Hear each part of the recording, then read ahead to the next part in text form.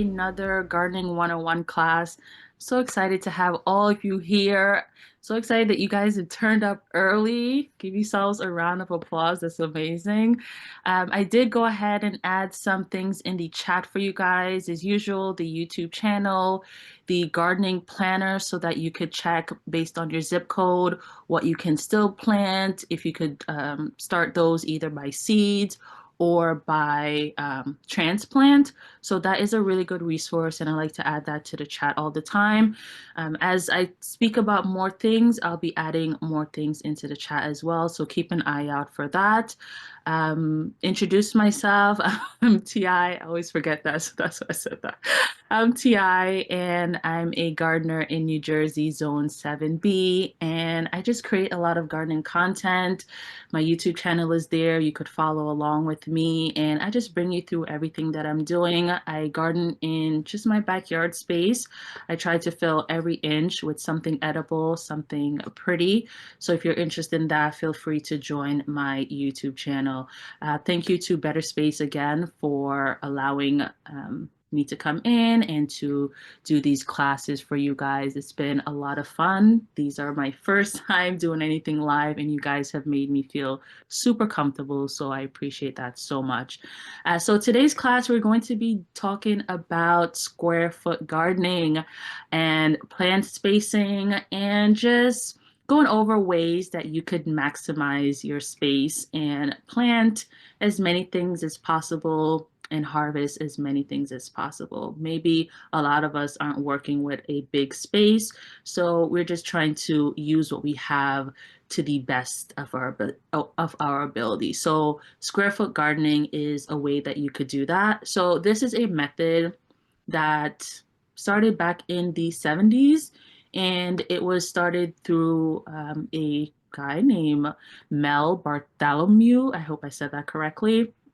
And essentially, you have a square area, like a raised bed or any in-ground bed, and you are dividing that space up into a square foot, and you are working a square foot at a time. I think that kind of makes it a little bit easier to wrap your mind around what you can place in that area. Sometimes when you look at things as very large, it's harder to kind of figure out what you're going to do versus when you divide that up into little sections, you could work based on that.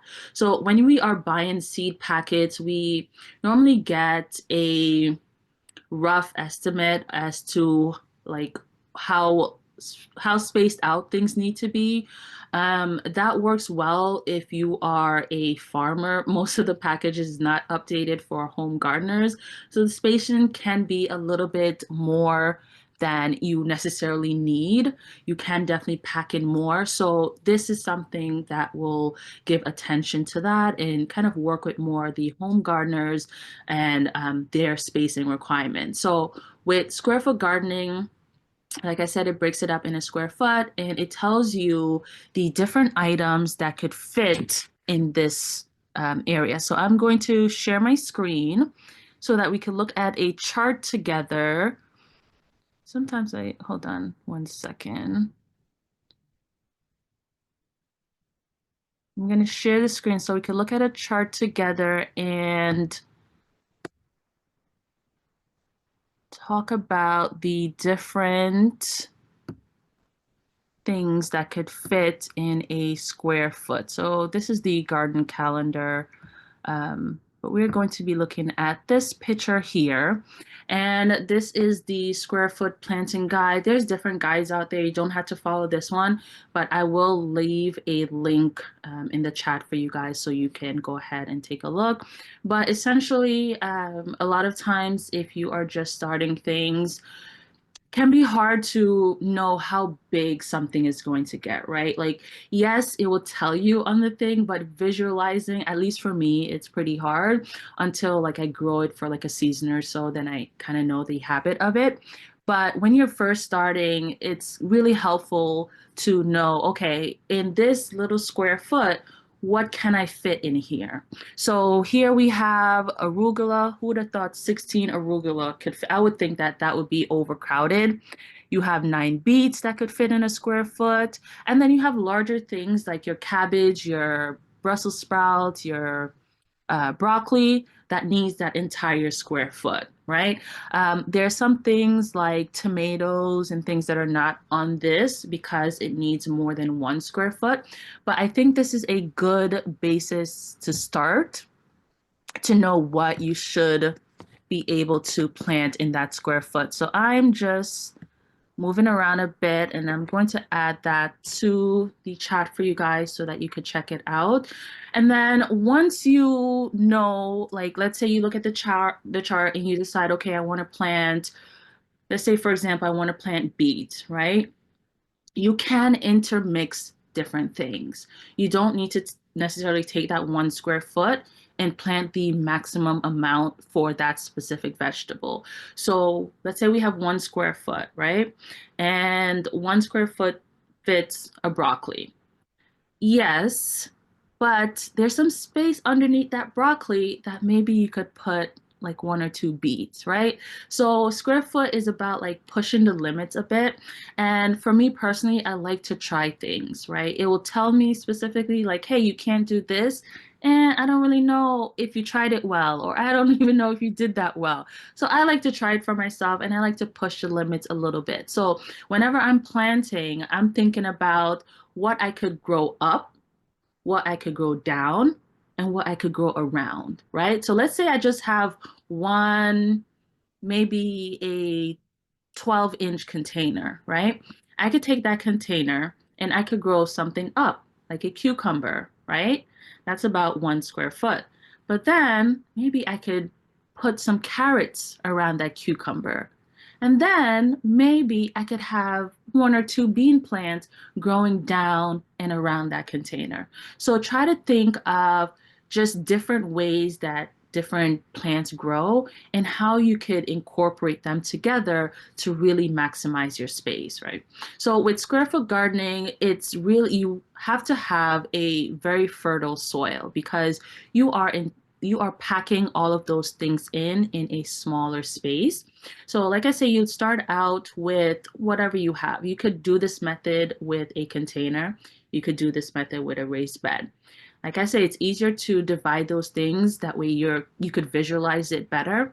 So when you have your raised bed, for example, you will then maybe take string and divide it into a square foot, or you could take maybe wood pieces or slats and use that to divide up your bed. I personally have brick beds, which is close enough to a foot. So it's easy for me to say, okay, within this brick, I could fit such and such. So kind of think of that if you are wanting to try the square foot planting method. I just blanked for a second. And then, like I said, the mix or whatever you're using to grow, it has to be really, really fertile because you're having the maximum amount of thing grow in that area. So you want to start, I know with Mel, he says for his mix, he has a third vermiculite, 1/3 peat moss, and if you could find like a peat moss alternative, that will be better because peat moss is running out. It's not an infinite thing. So if you can find a peat-free alternative, go ahead and do that. And then 1/3 compost. Yes, it's good to start with that, but because you are starting with so many plants, you really need to continue to add fertilization or fertilizer and compost because those plants are really taking up all the nutrients. You think about it, if you have a broccoli in a square foot and then you have carrots and then you have the beans coming out of that, that's like 6 root systems that are taking all the sources from that soil. So you have to then put yourself maybe on a feeding schedule where you could, as well as add fertilizer, you could add granular fertilizer to that, some organic fertilizer. It really doesn't matter what organic fertilizer you use. I know the market has like tomato tone, garden tone, plant tone, just pick one. Pick one. I like to pick whatever's on sale and I use that. If you are making your compost, use that. And then I also like to use liquid fertilizer. So if I see something that is yellowing, I give them liquid fertilizer because they're able to access that immediately. But you really want to stay up on fertilizing because they are going to be packed in. They're all going to be fighting for that nutrients. And if they're fighting and there's nothing there, they're going to start eating themselves, meaning they're going to start deteriorating. So just something to be mindful about. And then as far as like having good soil, if you don't do Mel's mix, I would just say just pick up like a good potting mix if you're using a container. Pick up a good raised bed mix if you're using the raised bed. Like I say, I like to use Vigoro for my potting mix. Even more better version of that is the Coast of Maine potting mix. A little bit more expensive, but if you are able to, go ahead and get that as well. So this really works well for things like leafy greens, your root vegetables. When it comes to like your anything that takes 1 square foot, it's a little bit more finicky as to how much you could really pack in there. So I would just try to add maybe 2 or 3 more things and see how your plants produce. But something to keep in mind too, the more you pack in, because you are limiting that airspace, you're limiting their access to sunlight because you have all this greenery trying to photosynthesize.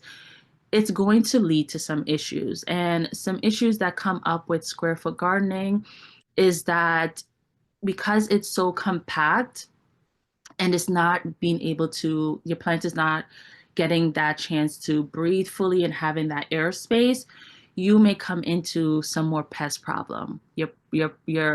Anytime your plant is under stress or anytime it's missing nutrients, that is the perfect opportunity for anything that is trying to feed on it to come in and do that. So something that you can do to work around that is, let's say, for example, the broccoli again. The broccoli likes to put out a lot of leafy greens, right? Before it gives you that nice crown that we normally eat. The leafy green is also edible. So you can harvest the bottom leaves as the broccoli grow, and you could eat that, you could compost that, or you could just chuck it if you want to. But then that clears up a lot of space so that not only is the broccoli getting sun on top, but whatever you're planting below also get access to sun. The broccoli frees up a bit, so it's now getting more air circulation within the plant. So there's things that's in our control that we can do to help with the intensive planting. So this is not a method that is going to be very hands off. You're going to have to go in there, you're going to have to fertilize, you're going to have to maintain, you're going to have to prune. Something to be mindful of too is whenever you're harvesting from these plants, because they're so compact in, they're not having as much soil around the root system that they normally would if you gave them maybe 2 square feet or so of space. So whenever you're harvesting, you have to be really careful not to pull the entire plant out just willy-nilly. You have to be really careful about that because when you are harvesting, you may just pull the plant out on accident because it hasn't been able to get as much compaction around their roots because something else is trying to get some compaction around their roots. So they're really trying to work together, and you have to help them out by being careful how you harvest as well. And then it's very time intensive. Like I say, you have to go on a feeding schedule for your plants, making sure that you're adding that compost. A general rule for me is anytime you see that the plant is going through a new stage, let's say, for example, you have peppers and now it's going through the stage of putting out fruit, that would be a good time to, okay, it's doing something more. It's going to need more help. It's going to need more aid. It's not just putting out leafy greens. Now it's trying to produce fruit. So that will be a good indicator for me to say, okay, let me jump in and add some more compost or some more granular fertilizer, or even I like to use more bloom for my liquid fertilizer anytime it's something that needs anytime it's something that is growing fruit. So I have the Alaska fish fertilizer, and that is a 511, so NPK 5 for the nitrogen, and then 1 for the P and K. So that one is mostly for if you're trying to get more green in the leaves, Whereas the more bloom, I believe it's a 0-10-10. So nothing really for the nitrogen. And then for the P and K, it's a 10. So kind of have to work with it. Sometimes I mix both of them if I need to, but just kind of keep that in mind whenever you are trying to do this gardening method. And then because you are also planting them together, something that may be getting more space, they're going to be putting on more fruit. So it's supposed to be a more where you're able to harvest more for your plants, but anything that is putting on fruit, they really like their space for their root system. That's where they're going to get all that energy and nutrients in order to put out the fruit. So I don't think, like for me personally, whenever I'm doing the square foot method, it does not give me more yield when it comes to anything that's producing fruits, your peppers, your tomatoes, your zucchini, things like that, your cucumber. It will give you like, moderate or little bit less.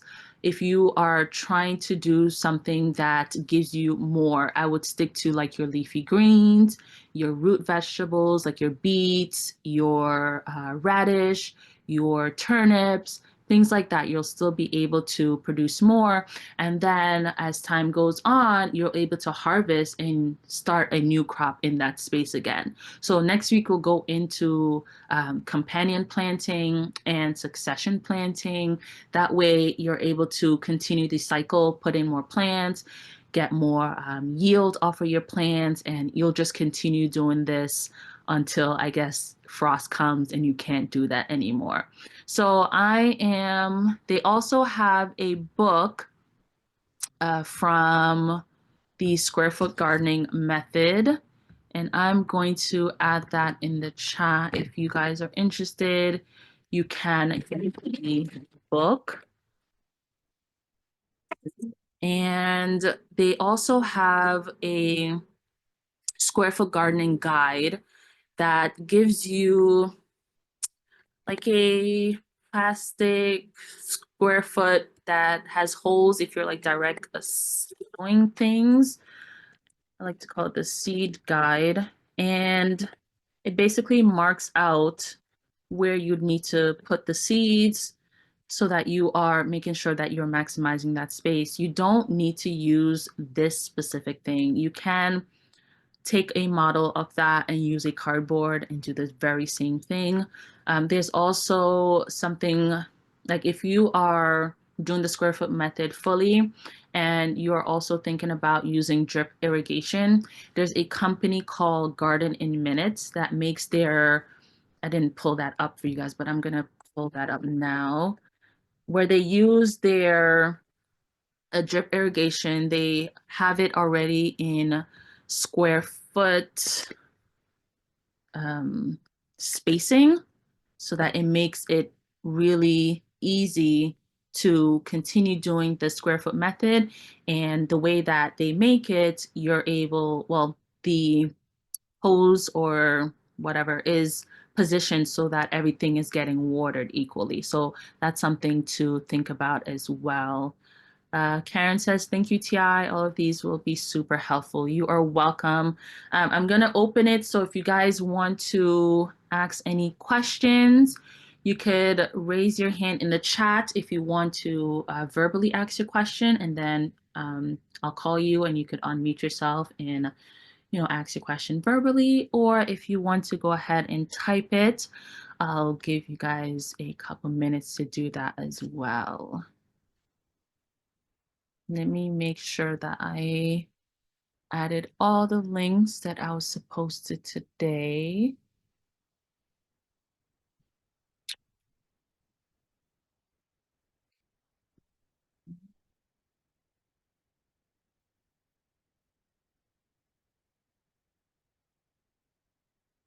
I want to,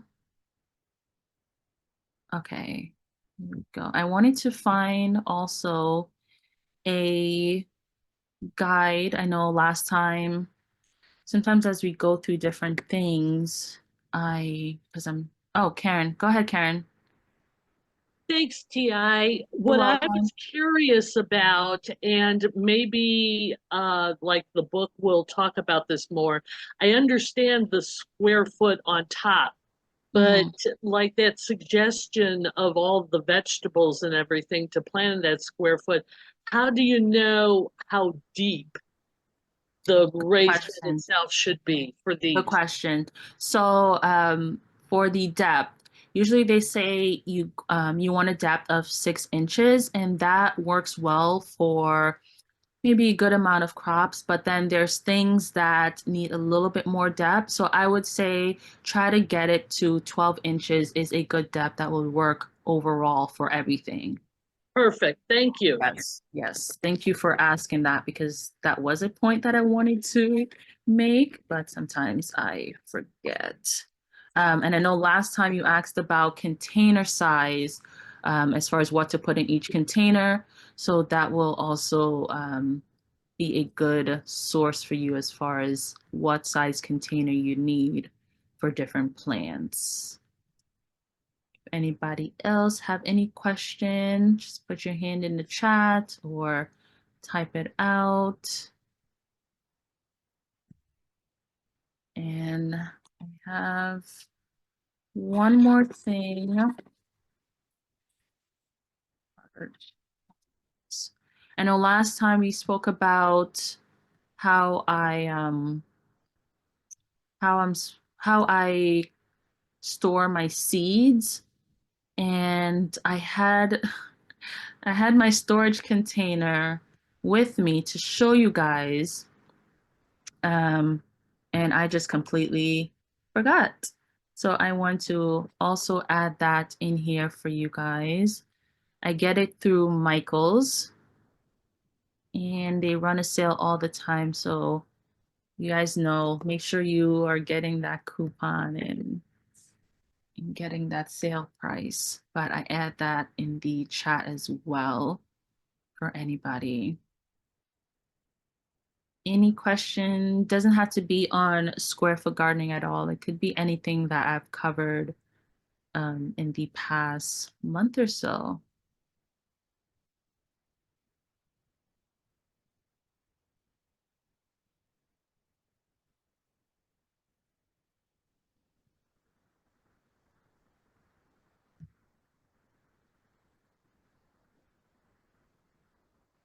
Yeah, Ti, I'm curious about this might be basic, but I Mhm. just started looking at these lovely containers, basically carts, okay, Okay. that you can, do containment gardening and it has wheels on them. And I'm going, great, this is wonderful.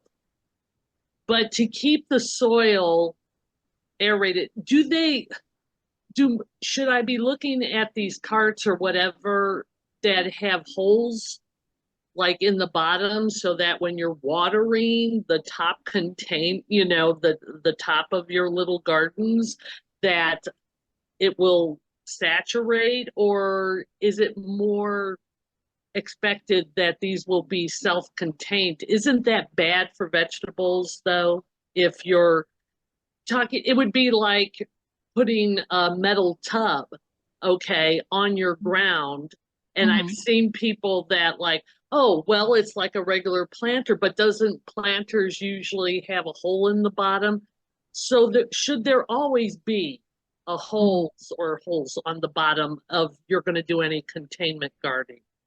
Yeah, you should always have holes at the bottom. I know they say you could put like rocks to have that water filter out. But especially when you have anything outdoors, whenever Yeah. you're buying containers, just make sure it says for outdoors. If you are makeshifting something to put outdoors, make sure that you are adding those holes. You can elevate that. That will be even better for drainage. But it's kind of a two-part thing where you are making sure that it has the holes, and then you're also making sure that you have a good mix in the container. So you want to make sure that your mix has a like I said, the Mel's mix is kind of like what potting mix is really, where you'll have a good amount of perlite, vermiculite, compost, all of those things together because that kind of aids in the drainage of the water as well. So it's kind of a two-part thing, but having those holes first and foremost will save you a lot of headache. You will have soil soup if you don't have holes. So just make sure if it doesn't come with holes that you put holes in it. But I buy a lot of containers that doesn't have a hole to the ground where it has like a container at the bottom to catch the water, and I put those outside as well. And I don't really have any problems with those. But you can make things, just add holes, and the more holes, the better. Thank you. You're welcome. Let's see. M. Washington, do you want to unmute?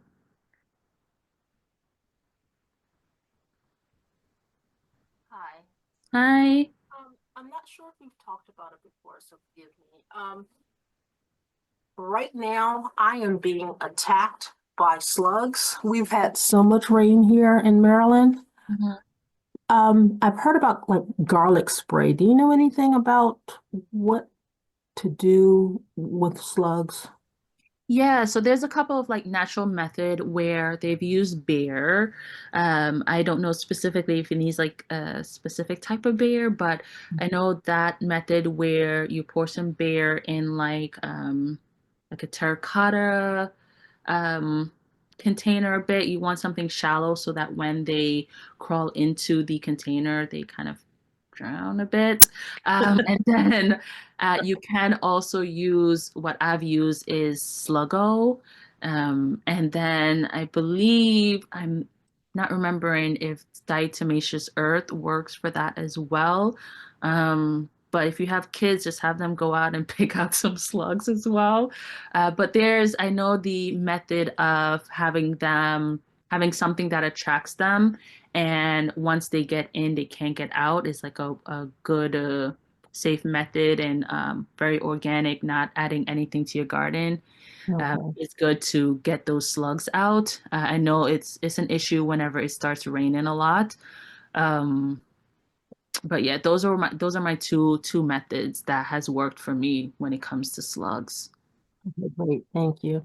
You're welcome. And I just want to thank you for the information on the container size. Yeah, I mainly do containers, and oh, you made me so happy when I saw that. I was like, oh, yes.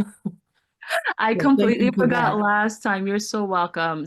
If there's anything that I was supposed to touch on in a class and I don't, feel free to like message me on YouTube, or you could message me with the emails always under like one of my videos, because honestly there's so much information that I want to give to you guys that sometimes one or two things slip out. So I try to usually, as I end the video, I'm like, oh yeah, and then now I'm going to try to come back in and add that for you guys so that you have that information. If there's no other questions, I think my 30 minutes go by pretty fast. If there's no other questions, anything at all, I think we're probably going to end it here.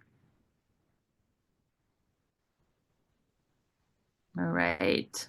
All right, guys. Have a wonderful rest of your week. I'll see you guys in the next 2 weeks for another garden video. Bye, guys.